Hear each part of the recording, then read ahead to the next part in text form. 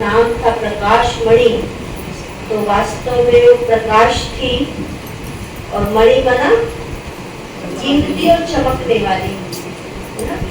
तो प्रकाश की तरह चमकने वाली थी। और दादी ने अपने रहते हुए इतने देश और विदेश की सेवाएं की, और वो भी बिना किसी सोर्स के, बिना किसी सुविधाओं के, बिना किसी मतलब साधनों के। एक बार तो दादी अपना अनुभव सुना रही थी कि दादी ने कहा चलो विदेश में सेवा करने के लिए जाना है, लेकिन कहाँ जाना है और किसके घर जाना है, कहाँ जाके रुकना है, कुछ पता नहीं। वही वाली बात बाबा पे सौंप के चल दिए, बाबा जैसा आप चाहे वैसा ही। प्लेन पे ही भाई मिला, कहते आप कहाँ जा रही हैं? वहां जा रही है। किस उद्देश्य से जा रही है? इस उद्देश्य से जा रही है। प्लेन में उनको ज्ञान सुनाया, वो अपने घर ले गया। घर ले जाके उसने ही सारी मतलब व्यवस्था की, सब कुछ किया। और दादी 1-1.5 मास वहां रही और बहुत अच्छी सेवाएं करके कितने बाबा के बच्चे बनाकर लौटी। आज जो हम बड़े फक्र से कह देते हैं, बड़े गर्व से कह देते हैं, 130 देशों में, 135 देशों में हमारी संस्था है, इंटरनेशनल संस्था है, वो किसकी बदौलत है? दादियों की बदौलत है। उन्होंने जाकर सेवा की है। हम आपको कहते हैं कि जरा उधर जाके सेवा करनी, कहाँ जाना है दीदी, कहाँ जाना है? कोई वहाँ की जगह है क्या? किससे करना है? सोच में पड़ जाओगे ना, उल्टा क्वेश्चन करने लगोगे ना। लेकिन दादी को सेवाएं मिलती थी, उन्होंने कभी पलट के नहीं बोला।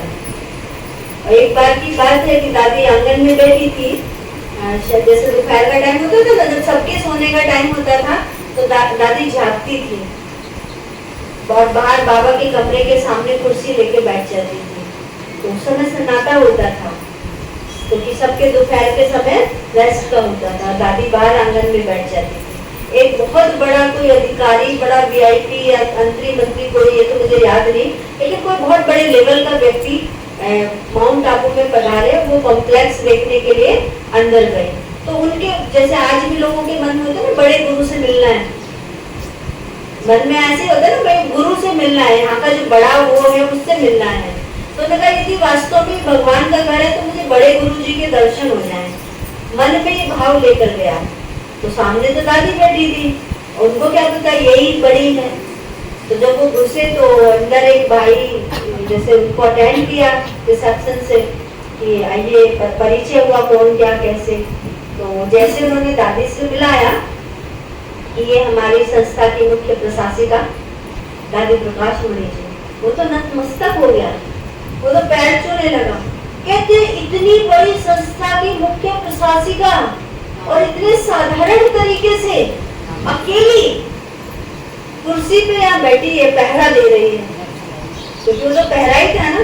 तो ये भी बताया कि इस समय सभी के रेस्ट का समय है, और सब क्योंकि खाली खाली दिख रहा था ना सारा, तो सभी के रेस्ट का समय है, सभी रेस्ट पे गए हुए हैं।